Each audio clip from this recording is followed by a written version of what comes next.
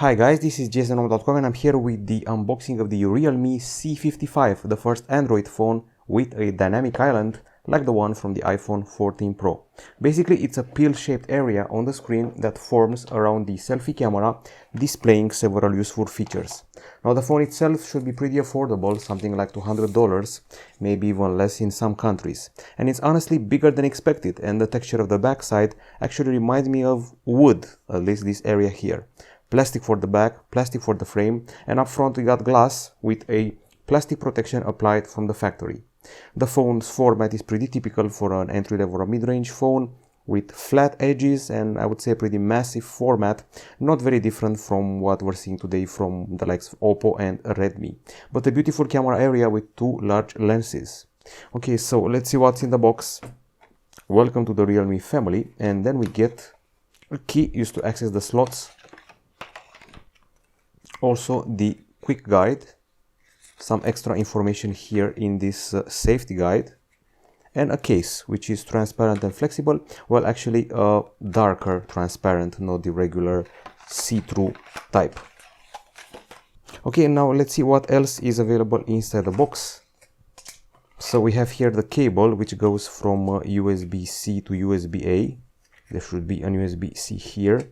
It's tucked in at the bottom there, as you can probably see it, which hooks up to the charger. Yes, they're still offering chargers nowadays.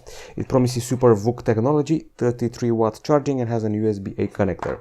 That's pretty much it, no surprises here. I wasn't expecting any sort of headphones or adapters, but I've seen recently some adapters from USB-C to A to properly back up your old phone. Now, this is the handset, once again an entry-level device. Now, the design, I've talked about it, flat edges and all that, which helps with the grip. I would say it's quite massive, not very easy to use the single hand. I'm talking about the fact that it's not very easy to reach all the areas of the screen using a single finger. Now, aside from that, it measures 7.9 millimeters in thickness and weighs 189 grams, which I would call decent. Now, the colors include the Sunshower, Rainy Night, and Rainforest, so there's that. Okay, so a pretty decent build, a bunch of clicky buttons here, and the power button is flat and contains the fingerprint scanner. Now, the moment you've all been waiting for. This is an IPS LCD screen, 6.72 inches in diagonal, and it comes with Full HD Plus resolution and 90 Hz refresh rate, and it's quite bright, as you can see for yourselves here.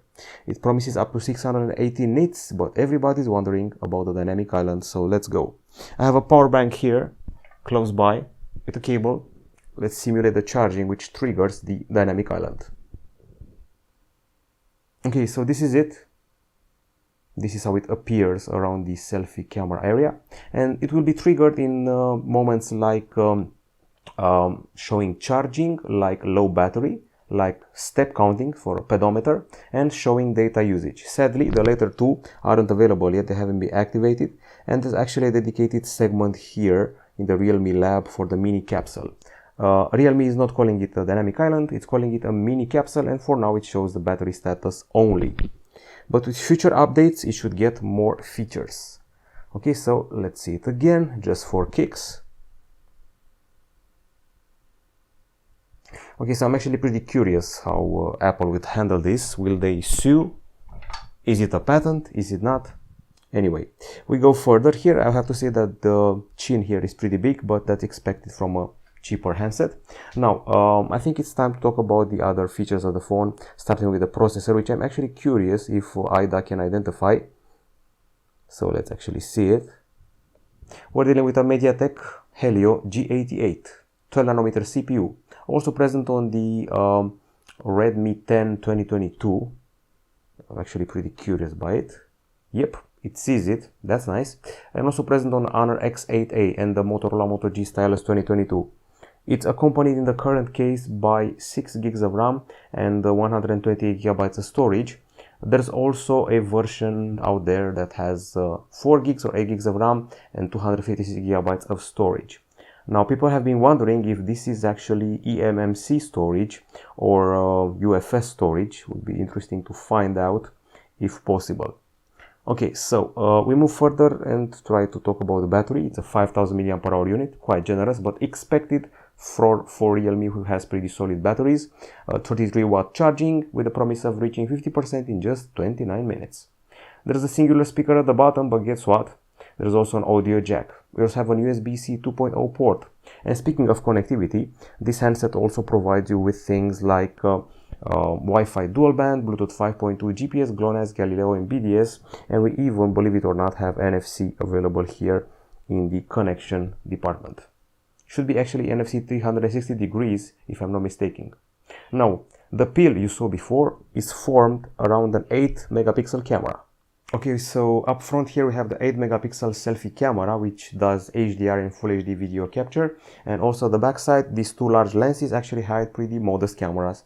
64 megapixel main camera with face detection autofocus, and also 2 megapixel bokeh camera.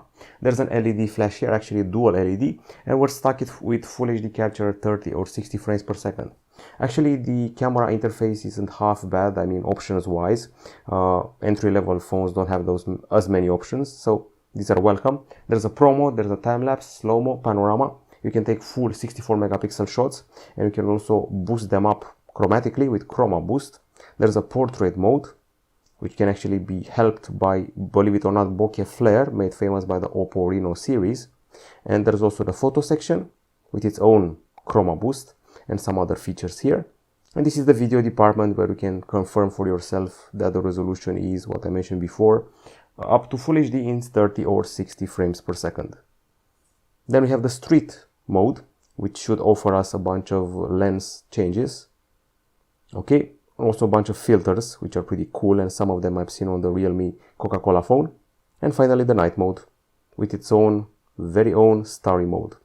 Okay, so this is pretty much as far as the camera is concerned. As usual for a Realme phone, it borrows the icon customization thing from Oppo. Lots of customization here, which you can apply to the icons as you please. There are also the widgets, which are pretty close to stock. And by the way, this is Android 13 with Realme UI 4.0 on top.